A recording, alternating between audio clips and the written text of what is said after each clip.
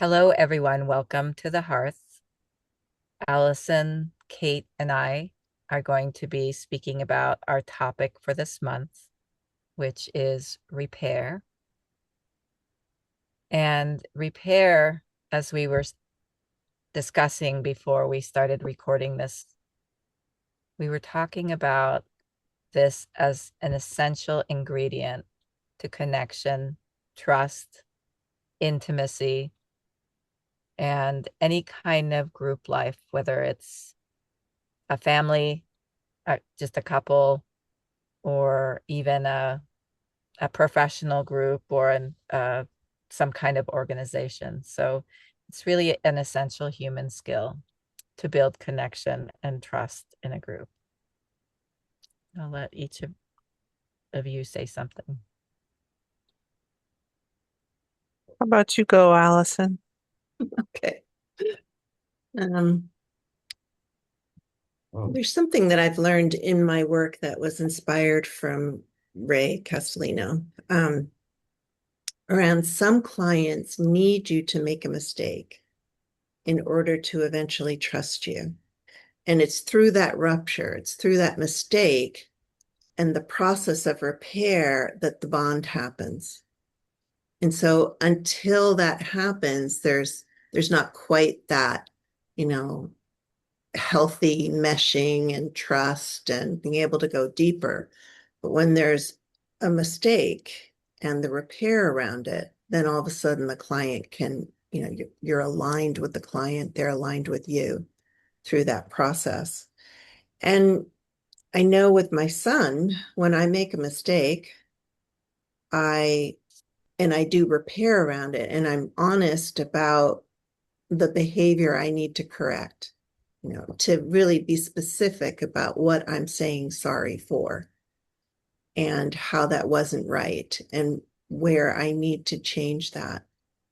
And sometimes what he and I do is we do this exercise of rolling the camera back and starting over again. And when he was little, we would do many tries, so that he got the feeling that you always have another chance if you make a mistake. And we would talk it through, and then we'd try again. And it was a really fun game. And to this day, he's now 15, almost 16. If there's a challenge between us, he'll come to me after we've, worked on it and it feels uncomfortable. He'll come back to me and say, Mom, can we roll the camera back? And that means we're just going to let it go and not think about it anymore. And it's a wonderful process where we're admitting we're done with it. And sometimes we're not done with it. Sometimes one of us still needs more time with it. But I teach that rolling the camera back to families, and they really love it. To be able to play act it and go back and try again. And in that process, you build a deeper bond and you build deeper trust. And you're doing it together. I feel Yeah. really moved by you describing that, Allison. Hmm. Say more, Yeah, Eileen. all right. Yeah, it really warms my heart to, especially when you spoke about you and your son doing it together. And when I listened to you, I really got a sense that instead of a mistake being life and death, shaming, punishing, that it was something that you could learn from, that you could probably teach from as a parent in a really playful, connected way. And what I have really learned in pre and perinatal somatics and in the years that I have been involved in this community is really the essence of repair being listening and empathy rather than punishing and shaming and scaring somebody. And really, I came from a history, my childhood and much of my life. It was about getting things right, being perfect, really living in this tight band of tension that's caused by trying to get it right. And then when I really started to embody repair, I felt myself just now take a big breath even. Mm. Life became so much more easeful when I understood that as human beings, we have an impact on each other. Sometimes we have an impact that might hurt somebody or bump into them or just cause harm that we didn't intend. But if there's goodwill and really listening and humility and putting aside your grievances as you listen, there is actually a possibility, as you said, for the repair to actually increase the connection, to actually feel more trust and love than you did before the rupture happened. And vice versa, if we continually do not tend to repair process, it creates toxic emotions that can lead to, it can really stack, and it can really be a big ball to unwind if we don't. I mean, I'm not trying to tell people they should do repair in a perfect way either, but it really is something that is helpful to get support in learning, because it is hard when grievances and ruptures stack and don't get tended to in a prompt way. Yeah, it takes some kind of introspection and thoughtfulness and to just make the repair. And there are a couple other elements of repair that I like that I don't sometimes I see them and sense them and have them, and sometimes I don't. Uh, but real repair for me is having the other person who wants the repair let me talk about how it landed for me, the things that you said or did. Um, I feel like it's awfully nice when someone says, I'm sorry, and they're able to come and say what was going on for them, and it's really easy for me to take responsibility and accountability. I like doing that, and I like repair. Um, but sometimes when someone makes a repair, I want to talk about, look, this is what happened for me. And that isn't always the case when I am with the repair process. Um, but I also know that repair is about, saying I'll do it differently. I want to do it differently with you because you matter to me. And the repairs that I've liked the most are like, I'm sorry, you matter to me. Our relationship matters to me. And I feel like there was a mistake here and I want to take accountability. And I'm really sorry. And I want to do it differently because I care about you. Um, these are the words and the quality of the connection uh, that I like to bring and that people have brought to me. Yeah. Mm. I love that, Kate. I'm I'm looking forward to watching this video again. I want to write that down. It's so beautiful. Um,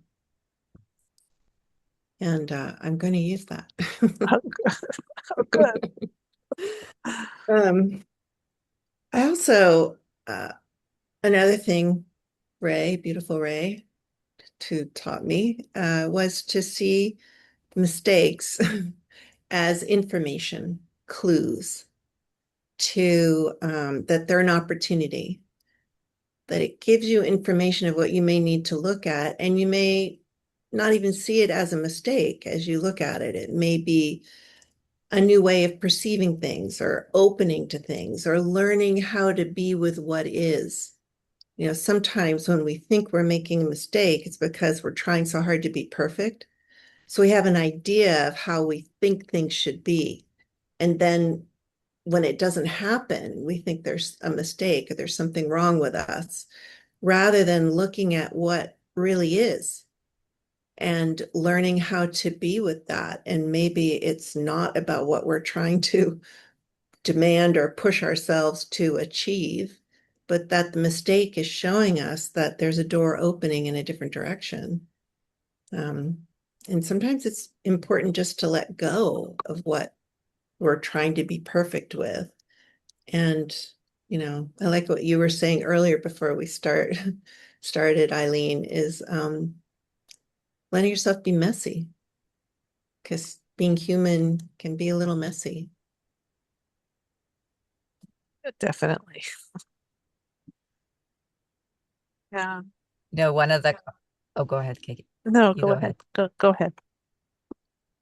One of the conversations I actually had with Ray is he said, I just want to get rid of the word mistake. And I really resonate with that, because if I take away that word, if I take away all that's imprinted in me around that word, then I realize that I try things to the best of my ability. Mm. And then I realize, either by the impact on somebody else or on the impact of myself, that that's a direction that I don't want to take again. But I learned something from that. There's a new perspective. And if I'm not under threat of a mistake, then I can really have my full capacity available to actually learn from experiences, to, as you said, take in the information and then be able to feel, does that feel like something I want to repeat? Either because it caused harm or difficulty or unhappiness for somebody else. Or I might even just realize, oh, I tried that and it's not what I want. I'm going to try something else. So without the word mistake, there's this way of like being able to step forward into trying new things with my chest out, and courage, and not even to have the word courage, because I'm just open to having new experiences. And when there is a sense that there's really healthy repair, which is not about punishment or shaming, and that there's goodwill. Like I said earlier, Alison, I really felt that in how you spoke about what your son and you did Mm. in those situations, that it really was a situation of teaching and a situation of, we're in this together and we're discovering. And to me, that's where repair is so precious. And I want to share what I have learned as much as I can, because I can see, I work a lot with couples and I work with families with children, but a lot of couples or adult children and parents. And I can see how hard it is for people to listen to each other and to really have a good repair, because people are both really afraid to share what their actual experiences, how they were hurt, how they felt hurt. And then people listening find it really hard to listen without getting defensive or going into deep shame, which are really the two sides of the coin of not being able to be present and listen. And to me, I feel so sad that so many people experience that difficulty, just as I have in my life. And I really want to share this whole principle of repair, because it's done so much to heal my own life. Mm. Well, that's beautiful, Eileen. It reminds me of something that my midwife partner once said about repair. She said it's good to have the intention to make a repair, but be someone with whom you can have a repair. Like there's two sides of repair. And we can have a genuine, abiding want to make it right. But if the other person is not ready, um, or doesn't want to, or withholds, I think like Lois used to say, be that someone who's open to repair. It takes two. Yeah.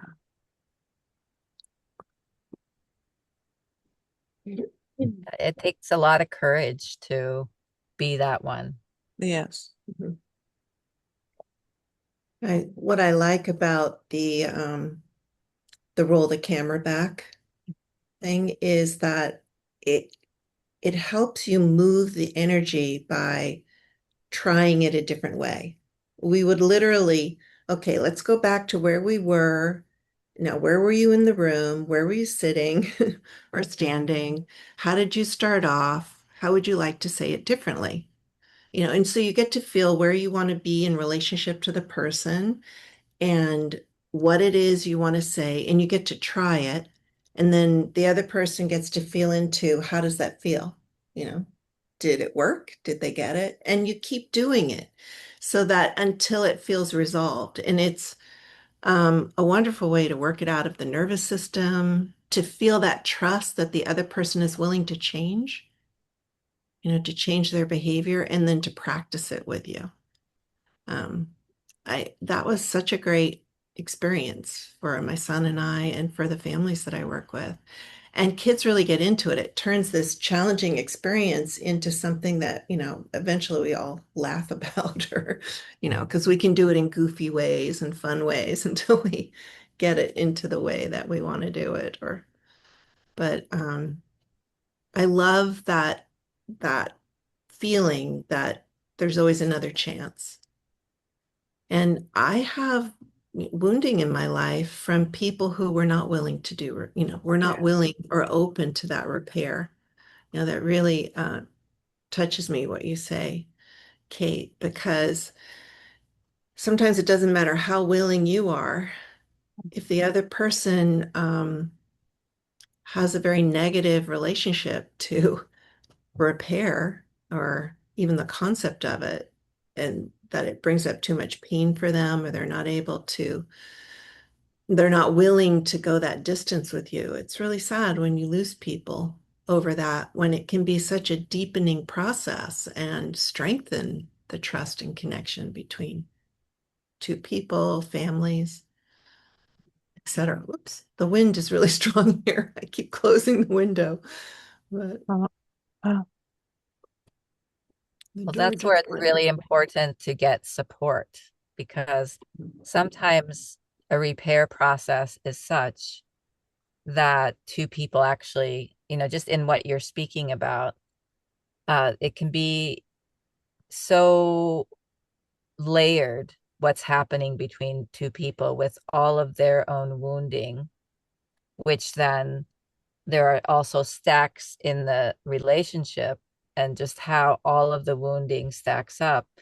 Um, in my experience, sometimes it really is necessary to get somebody to support and translate for each other. And like I said, I do a lot of couples work, and I really see how with even with there being love and general goodwill for each other, there can still be a way that each person's history causes them to not really be able to take in what the other person is saying on both sides of the repair. And it is so unfortunate when there is a permanent rupture. Mhm. yeah. Cut off. That's a adaptive strategy. And it Mhm. just is not life-giving unless it's actually to protect, from a really, you know, predatory behavior or other things. narcissistic behavior. Um, but even then, sometimes repair is healing. Yeah.